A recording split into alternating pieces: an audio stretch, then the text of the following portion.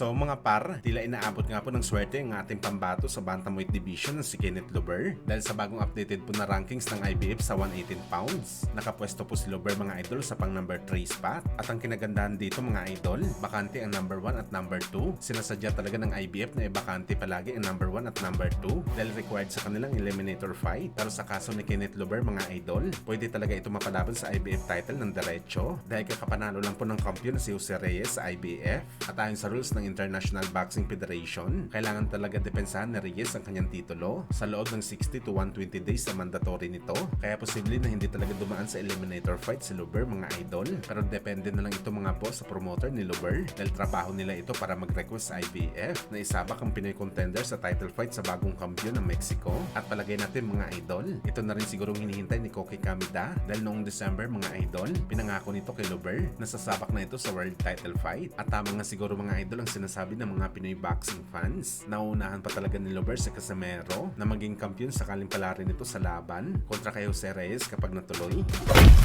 Samantala dating Unified Welterweight Champion si Kid Thurman, prangka na sinabi sa kanyang interview mga idol na naintindihan niya daw ang karamihan na nagsasabi na mas angat daw si Mayweather kumpara sa ating pambansang kamao Manny Pacquiao. Wala daw ito problema kay Thurman dahil deserving naman daw si Floyd na umangat kay Pacman sa dahilan na tinalo niya ito sa bakbakan. Sa bigger picture daw ang kanyang pinagbabasihan dahil ni minsan daw mga idol hindi pa ito natalo at nilagay daw nito sa tamang panahon ang mga laban nito. Nilabanan niya daw ang mga fighter na palagay niya hindi siya kaya talunin sa bakbakan. Pero pagdating daw kay Pacman mga boss, isang tunay na warrior si Pacman. Ang Pinoy legend daw ang tunay na definasyon ng fighter na walang ibang gusto kundi lumaban kahit sino man ang available na kalaban. At ang isa pang dahilan ni Thurman mga idol, bakit si Pacman ang pinipili nito na number 1 kaysa kay Floyd? Kada matatalo daw si Pacman mga idol, bumabalik talaga ito na malakas. Merong mga ibang boxer daw kapag natatalo, nawawala na ng kumpiyansa sa sarili at sunod-sunod na ang talo. Pero si Pacman talunin mo daw sa bakbakan, babangon pa rin ito na malakas. Isang tunay na greatness daw ito mga idol. Parang Muhammad Ali daw si Pacman. Pabagsakin mo man, babangon at babangon pa rin. At papatunayan pa din sa lahat na siya ang pinakamalakas sa boxing sports.